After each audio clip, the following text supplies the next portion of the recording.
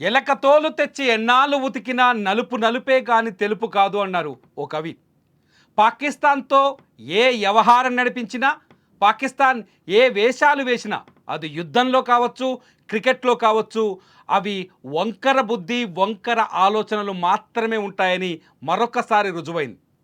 Dubai వేదికగా జరుగుతున్న Asia కప్లో పాకిస్తాన్ ఇక ఆడదు అనే చర్చ జరుగుతున్న సమయంలో భారత క్రికెట్ టీం గత ఆదివారం భారత టీంతో జరిగిన మ్యాచ్లో చిత్తుగా ఓడిపోయిన తర్వాత ఇండియన్ టీం షేక్ హ్యాండ్ ఇవ్వలేదనే చర్చ నేపథ్యంలో పాకిస్తాన్ అతిపెద్ద డ్రామాకు తెరలేపింది.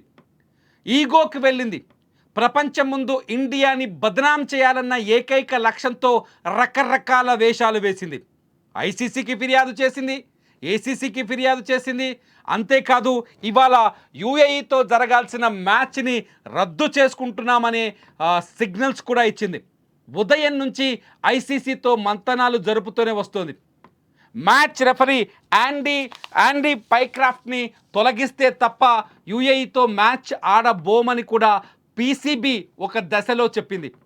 ఈ పరిణామాలన్నింటినీ నిశితంగా పరిశీలిస్తూ వచ్చిన ఐసీసీ పాకిస్తాన్ తోక కత్తిరించే విధంగా నిర్ణయం తీసుకుంది. ఒకవేళ మీరు మ్యాచ్ ఆడకపోతే తీవ్రమైన పరిణామాలు ఎదుర్కోవాల్సి వస్తుందని చాలా స్పష్టంగా హెచ్చరించింది ఇంటర్నేషనల్ క్రికెట్ కౌన్సిల్. చాలా స్పష్టంగా ఐసీసీ చెప్పింది, ఒకవేళ ఈ మ్యాచ్ నుంచి మీరు పాకిస్తాన్ బయటికి వెళ్ళిపోతే ఐసీసీ నుంచి కూడా బయటికి వెళ్ళిపోయే పరిస్థితులు రావచ్చని హెచ్చరించింది. ఈ పరిణామాలన్నింటి నేపథ్యంలో పీసీబీ దిగొచ్చింది, చచ్చినట్టు మళ్ళీ మ్యాచ్ ఆడేందుకు ప్రయత్నించింది. అయితే ఐసీసీతో చర్చల నేపథ్యంలో ఇవాళ దుబాయ్ స్టేడియంలో జరగాల్సిన మ్యాచ్కి క్రికెట్ టీం బయలుదేరలేదు. కొద్దిసేపటి క్రితం వరకు కూడా హోటల్లోనే ఉంది. అయితే కొద్దిసేపటి క్రితం పీసీబీ చైర్మన్ మోసిన్ నఖ్వీ ఒక ట్వీట్ చేశారు, మేము యూఏఈతో గేమ్ ఆడబోతున్నామని.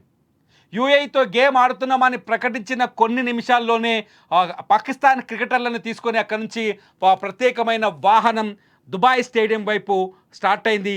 ఈరోజు ఇండియన్ టైం ప్రకారం రాత్రి 9 గంటలకి పాకిస్తాన్ యూఏఈ మ్యాచ్ మొదలయ్యే అవకాశం ఉంది, మొదలు కానుంది కూడా. ఇండియన్ టైం ప్రకారం, దుబాయ్ టైం ప్రకారం సాయంత్రం 7 గంటలకి టాస్ వేస్తారు, 7:30 మొదటి బంతి వేస్తారు.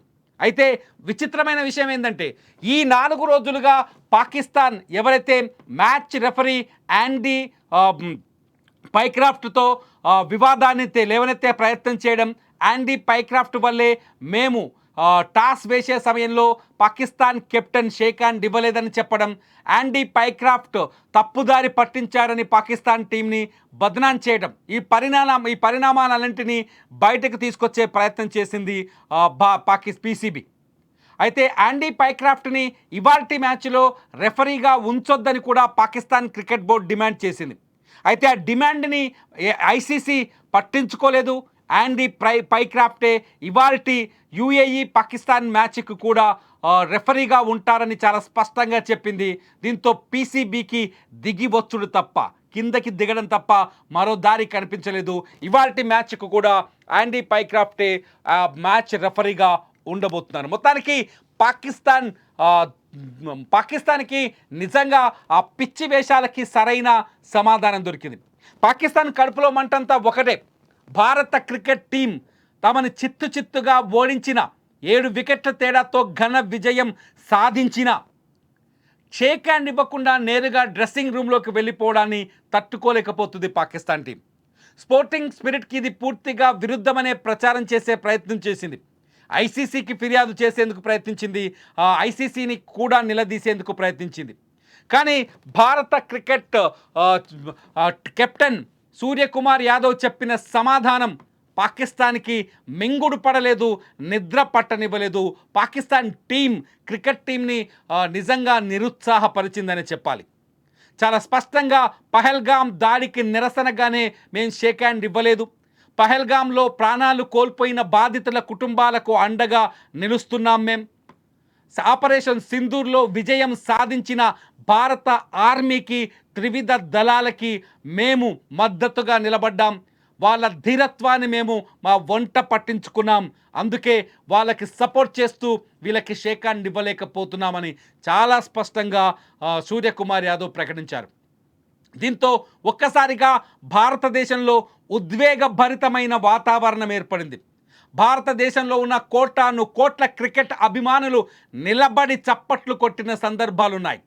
అంతేకాదు పాకిస్తాన్తో మ్యాచ్ ఆడకూడదని మొదటి నుంచి ఒత్తిడి తెచ్చిన వాళ్ళు, భారతదేశం నుంచి భారత క్రికెట్ టీం పైన మ్యాచ్ని రద్దు చేసుకోవాలని ఒత్తిడి తెచ్చిన వాళ్ళు కూడా ఆ తర్వాత మ్యాచ్ తర్వాత సూర్యకుమార్ యాదవ్ తీసుకున్న చర్యల్ని సమర్థించారు.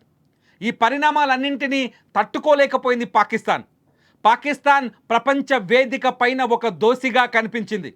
క్రికెట్ టీం ద్వారా, క్రికెట్ టీం అట్లాగే పాకిస్తాన్ క్రికెట్ బోర్డు నిర్ణయాల ద్వారా కూడా ఒక దోషిగా కనిపించింది. వీటన్నింటినీ సరిదిద్దుకోవడానికి లేకపోతే వీటన్నింటినీ దారి మళ్లించడానికి భారత క్రికెట్ టీం తీసుకున్న నిర్ణయాన్ని ప్రపంచం మర్చిపోవడానికి షేక్ హ్యాండ్ని ఒక వివాదంగా మార్చే ప్రయత్నం చేసింది. ఆ వివాదంలో ఐసీసీని కూడా బెదిరించే ప్రయత్నం చేసింది. చివరికి తోక ముడుచుకొని గ్రౌండ్ వైపు అడుగులు వేసింది పాకిస్తాన్ టీం.